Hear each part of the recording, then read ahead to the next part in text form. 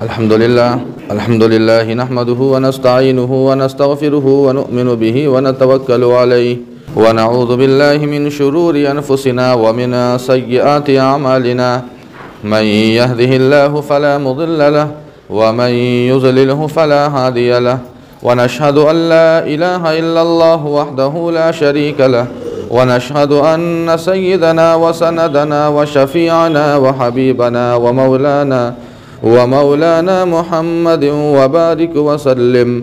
أما بعد قال الله تبارك وتعالى في كلامه المجيد والفرقان الحميد.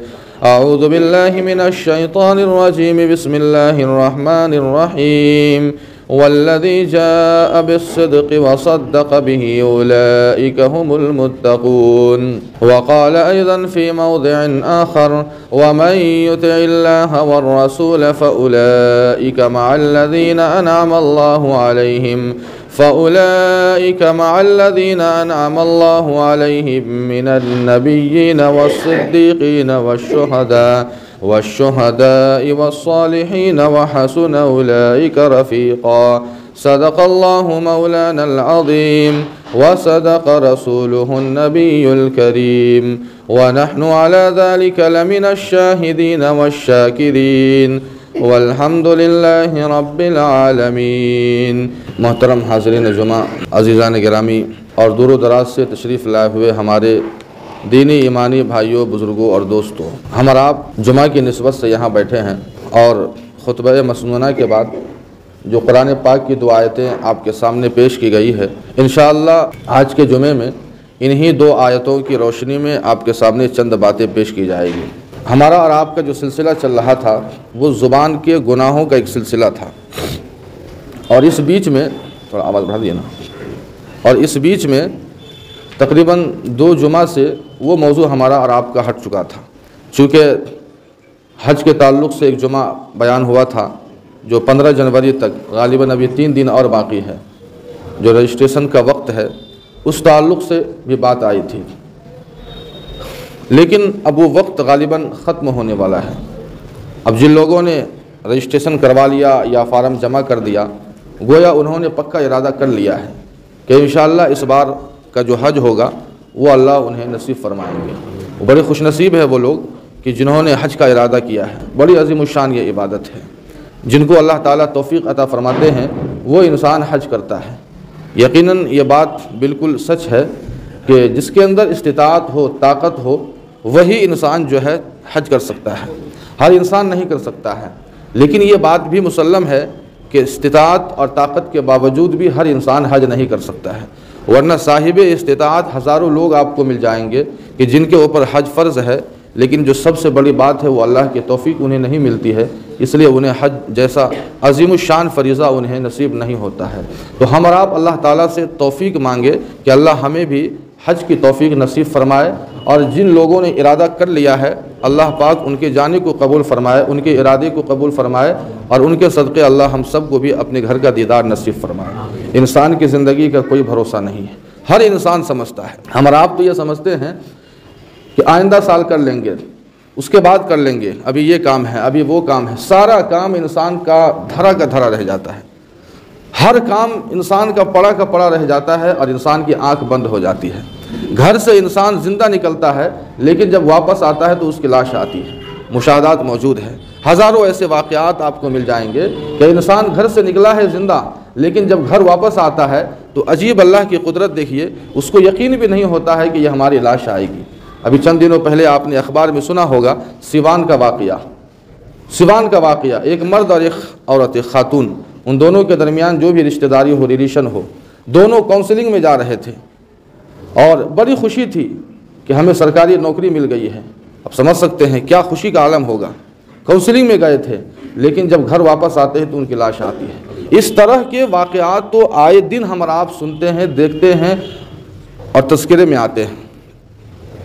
اس لیے اگر اللہ نے ہمارے اوپر حج کو فرض کیا ہے اور اس بار نہیں ہو سکا تو کوئی افسوس تو بہرحال انسان کو کرنا ہی چاہیے، لیکن ابھی سے ہم اور آپ عزم کرے، ارادہ کرے کہ دنیا کا سارا کام دھرا رہ جائے گا، ہر ایک کام اپنی جگہ ہوگا. لیکن آئندہ سال کا جو حج آئے گا انشاءاللہ ہم اور آپ ضرور کریں گے۔ اسی طرح اس بیچ میں کئی حادثات پیش آ گئے ہیں، آپ نے دیکھا بھی ہوگا، کئی جو ہمارے اور آپ کے عزیز رشتہ دار، اقارب، دوست، یار کئی جو ہے مطلب اس دنیا سے چلے گئے۔ اس تعلق سے بھی پچھلے جمعہ جو ہے بات آئی تھی۔ تو یہ دو جمعہ سے تقریباً الگ موضوع سے جو اپنا اصل موضوع تھا اس سے ہٹ کر جو ہے آپ کے سامنے باتیں آ رہی تھی، لیکن اصل جو ہمارا اور آپ کا جو ایک سلسلہ تھا وہ تھا زبان کے گناہوں کا سلسلہ۔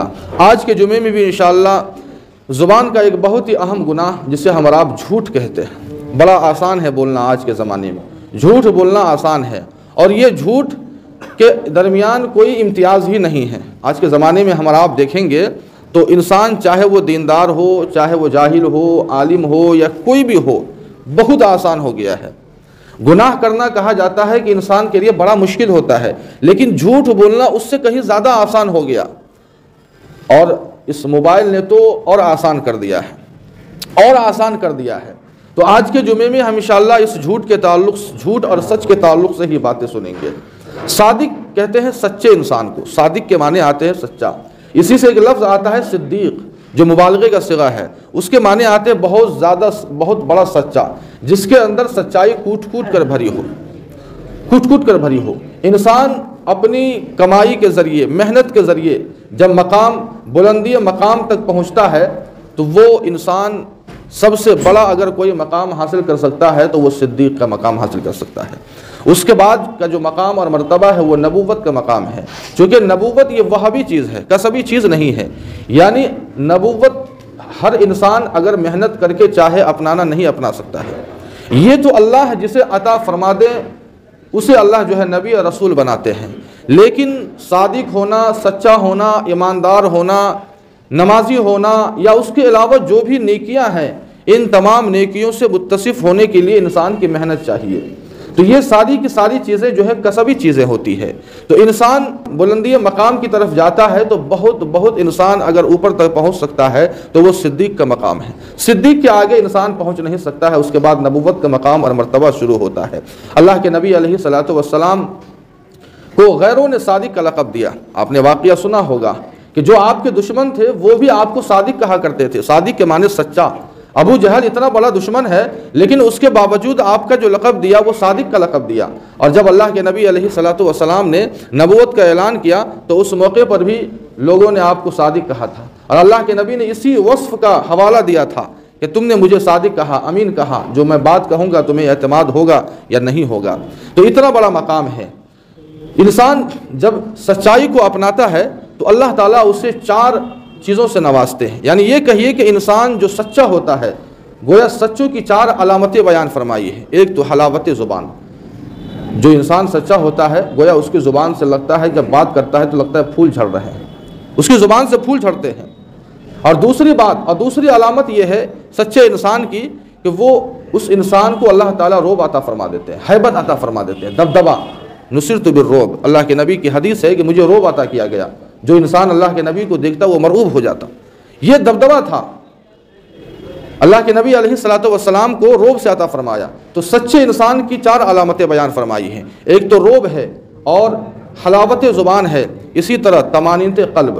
انسان جب سچا ہوتا ہے تو پھر اللہ تعالیٰ اس کو اطمینان عطا فرما دیتے ہیں، اسے بے چینی نہیں ہوتی ہے، پریشانیاں تو ہوتی ہے لیکن بظاہر اس کے چہرے سے نظر نہیں آتا ہے کہ اس انسان کے اوپر بھی پریشانیاں ہیں، اس لیے کہ اس کا دل مطمئن ہوتا ہے۔ تو یہ سچوں کی پہچان ہوتی ہے۔ اسی طرح اللہ تعالیٰ اسے چہرے پر حلاوت عطا فرماتے ہیں، چہرے پہ نورانیت عطا فرما دیتے ہیں۔ سچائی اور ایمانداری کے تعلق سے ہم اور آپ اگر کئی واقعات آتے ہیں تاریخ کے اندر، انسان جب سچائی کو اپناتا ہے تو پھر سچے انسان کو اللہ تعالیٰ وہ مقام عطا فرماتے ہیں کہ اس کی دعا کبھی رد نہیں ہوتی ہے۔ حضرت عبداللہ رحمۃ اللہ علیہ ایک بہت بڑے بزرگ گزرے ہیں، مستجاب الدعوات تھے۔ مستجاب الدعوات جو اللہ کے سامنے ہاتھ پھیلا دے، اللہ کے سامنے کوئی دعا کرے تو اللہ ان کی دعا کو رد نہیں کرتے ہیں، قبول کر لیتے ہیں۔ اتنا بڑا مقام انہیں عطا فرمایا تھا۔ ان کے بارے میں آتا ہے کہ اگر کوئی ان سے یہ کہتا کہ میرے لیے دعا فرمائے کہ اللہ مجھے حضور کا دیدار نصیب فرمائے، تو وہ دعا کرتے تو 3 راتوں کے اندر اللہ کے نبی علیہ الصلوۃ والسلام کا دیدار اسے نصیب ہو جاتا تھا۔ یہ مقام تھا ان کا، حضرت عبداللہ رحمۃ اللہ علیہ۔ کسی نے پوچھا کہ حضرت آپ کو یہ مستجاب الدعوات کا مقام کیسے مل گیا؟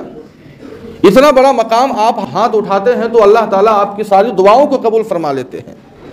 تو حضرت عبداللہ رحمۃ اللہ علیہ نے کہا کہ جس زبان سے جھوٹ کا نکلنا بند ہو جائے اللہ تعالیٰ اس زبان سے نکلی ساری دعاؤں کو قبول فرما لیتے ہیں، ساری دعاؤں کو قبول فرما لیتے ہیں۔ اور انسان جب سچائی کو اپناتا ہے تو کئی لوگوں کی ہدایت کا ذریعہ بن جاتا ہے۔ الصدق ینجی والکذب یہلک، کہ سچائی میں نجات ہے اور جھوٹ بولنے میں ہلاکت ہے۔ اللہ کے نبی علیہ الصلوۃ والسلام کی حدیث ہے کہ انسان جب جھوٹ بولتا ہے تو اس کی زبان سے اتنی خراب بدبو نکلتی ہے کہ جو فرشتے ہوتے ہیں وہ 1 میل دور بھاگ جاتے ہیں، اتنی خراب بدبو اس کے اندر ہوتی ہے۔ تو انسان اگر سچائی کو اپنا لے تو اس کے ذریعے سے اللہ تعالیٰ کئی لوگوں کو ہدایت نصیب فرما دیتے ہیں۔ پیرانے پیر حضرت شیخ عبد القادر جیلانی رحمۃ اللہ علیہ، ہر ایک ان کا نام جانتے ہیں، صرف جانتے ہی ہیں، لیکن ان کی زندگی کو ہم نے کبھی پڑھا نہیں، ان کا مطالعہ نہیں کیا۔ پیرانے پیر حضرت شیخ عبد القادر جیلانی رحمۃ اللہ علیہ، جیلان ایک چھوٹا سا قصبہ تھا، ابتدائی تعلیم حاصل کی 10 سال 12 سال کی عمر میں ابتدائی تعلیم حاصل کرنے کے بعد جب اعلیٰ تعلیم حاصل کرنے کا ارادہ کیا تو بغداد جانا تھا۔ اس زمانے میں راستے محفوظ نہیں ہوا کرتے تھے، ڈاکوؤں کا زمانہ تھا، راستے میں ڈاکو رہا کرتے تھے، لوٹ لیا کرتے تھے، اس لیے لوگ قافلہ بنا کر جایا کرتے تھے، قافلہ بنا کر جایا کرتے، سفر کیا کرتے تھے۔ چنانچہ جب 10 یا 12 سال کی عمر ہے تو اب انہوں نے ارادہ کیا کہ مجھے اعلیٰ تعلیم حاصل کرنی ہے، اب اس کے لیے بغداد جانا ہے، اتنا دور کا سفر ہے کیسے جائے، والد محترم نہیں ہے، والدہ ہے گھر میں، ایک قافلہ جا رہا تھا، اس کے ساتھ میں حضرت شیخ عبد القادر جیلانی رحمۃ اللہ علیہ کے والدہ نے ساتھ کر دیا اور 40 دینار اشرفیہ ان کے بازو میں سل دیا۔ بچہ ہے، 10 سال کا بچہ، اور جاتے جاتے حضرت شیخ عبد القادر جیلانی رحمۃ اللہ علیہ کے والدہ نے ایک نصیحت کی کہ بیٹا راستے میں کبھی جھوٹ نہیں بولنا، بلکہ زندگی میں کبھی جھوٹ نہیں بولنا، یہ نصیحت تھی، جھوٹ نہیں بولنا ہے، بس سچائی کو اپنا لینا ہے۔ چنانچہ شیخ عبد القادر جیلانی رحمۃ اللہ علیہ بچپنا ہے، اس قافلے کے ساتھ جا رہے ہیں بغداد علم حاصل کرنے کے لیے، اعلیٰ تعلیم حاصل کرنے کے لیے، لیکن ڈاکوؤں نے اس قافلے کو لوٹ لیا، جس کے پاس جو سامان ملا، جو پیسہ روپیہ کپڑا جو بھی تھا ڈاکوؤں نے لوٹ لیا۔ اب یہ بچہ ہے، کسی نے ٹچ نہیں کیا، یہ سوچ کر بچے کے پاس کیا ہوگا اس لیے اس کو چھوڑ دو، لیکن ایک ڈاکو نے پوچھا کہ بچہ کیا تمہارے پاس بھی کوئی چیز ہے، کوئی سامان تمہارے پاس بھی ہے؟ کہا کہ ہاں میرے پاس بھی ہے، میرے پاس جو ہے 40 اشرفیہ ہے، دینار ہے۔ اس کو بڑا تعجب ہوا، کہا کہ تو جھوٹ بولتا ہے، تمہارے پاس کیا سامان ہوگا، تمہارے پاس کیا سامان، تو بچہ ہے۔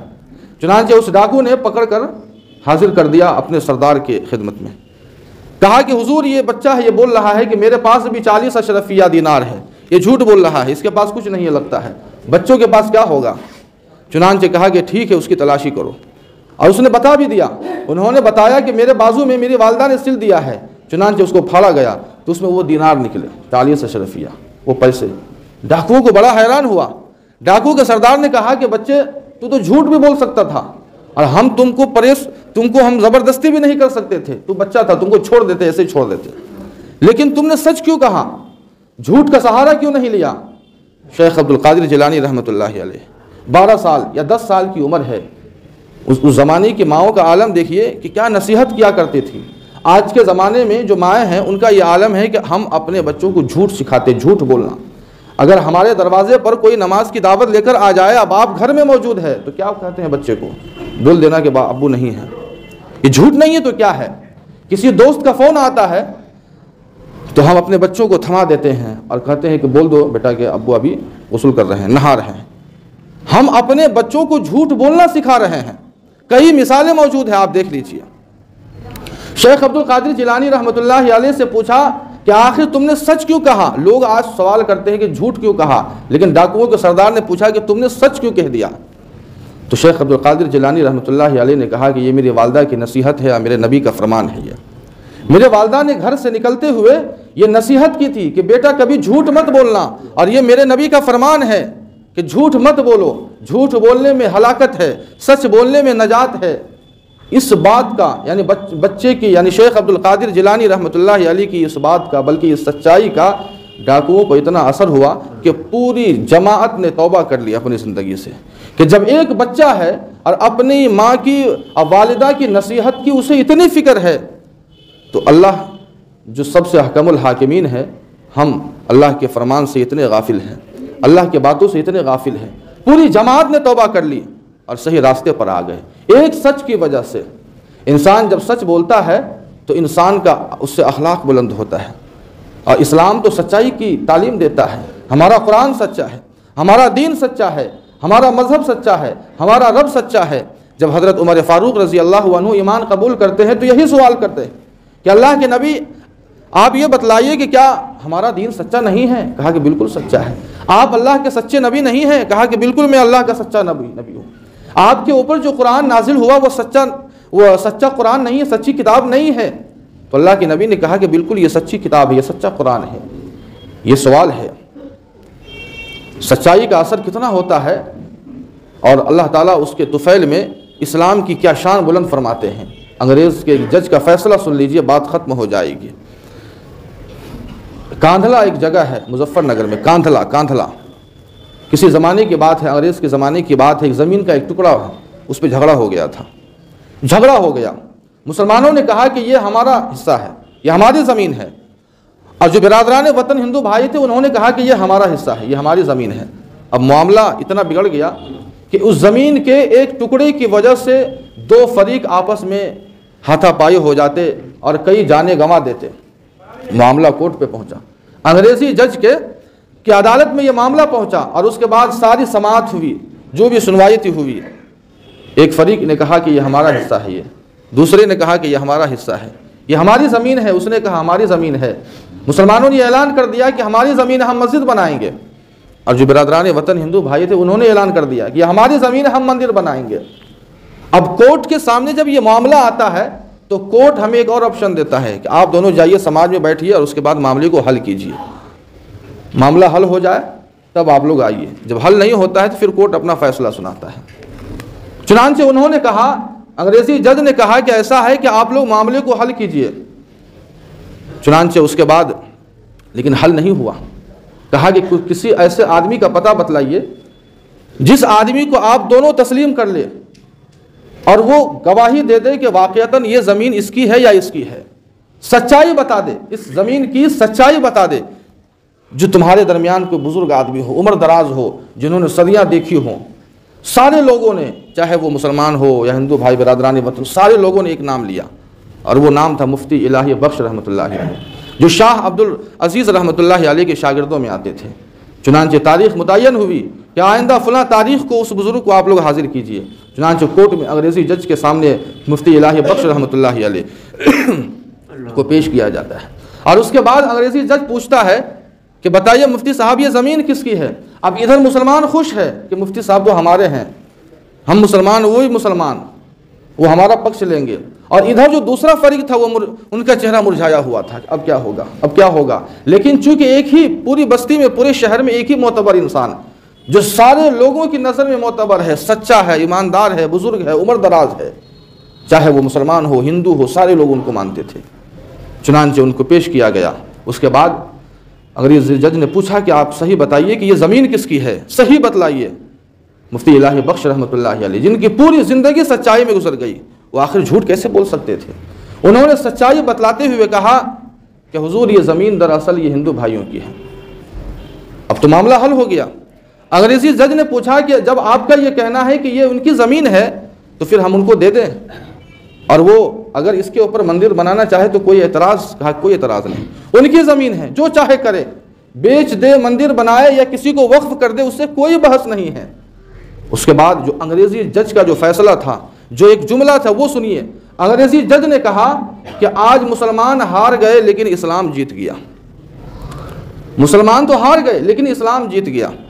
یہ سچائی کا اثر تھا کہ ایک انگریزی جج کی عدالت میں اسلام کی شان بلند ہوئی۔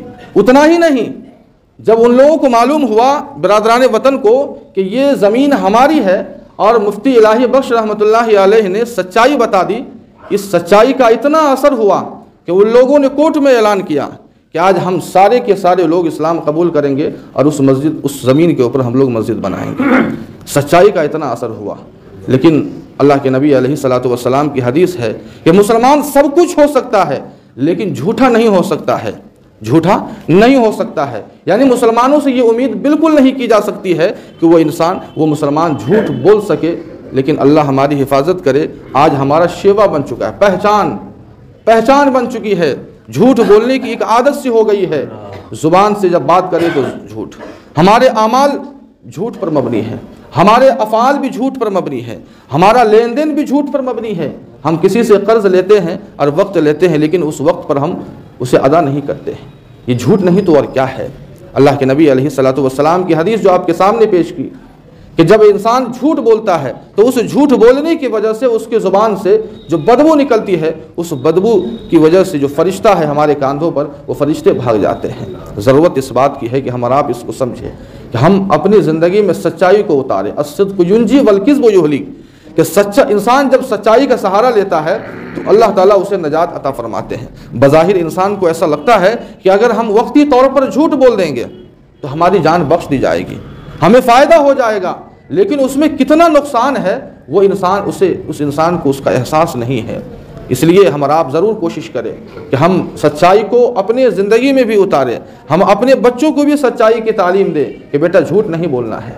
हम अपनी ज़िंदगी के अंदर भी सच्चाई को उतारें, हमारे अफ़ाल भी वैसे हों, हमारे अक़वाल भी वैसे हो, हमारा लेन देन भी वैसे हो, लगे कि ये इंसान सच्चा है। और अखलाक की वजह से तो कई जहाँ ने जो है इस्लाम कबूल किया, कई जमातों ने इस्लाम कबूल किया है। आज दावत पे दावत दी जा रही है इस्लाम की, लेकिन उसका फ़ायदा कोई नज़र नहीं आता है। लेकिन ज़रूरत इस बात की है कि हम और आप अपने अंदर वो सच्चाई को अपनाएं, वो अखलाक को अगर हम अपनाते हैं तो ज़रूर उसका असर गैरों पर होगा। और अल्लाह ने जो हमें दीन अता फरमाया, जो दीन इस्लाम है, जो सच्चा मज़हब है, उसकी शान भी बुलंद होगी। जो भी बातें कही गई है, अल्लाह हम सबों को उन बातों पर अमल करने की तौफ़ीक़ अता फरमाए। व आखिर दावाना अल्हम्दुलिल्लाहि रब्बिल आलमीन।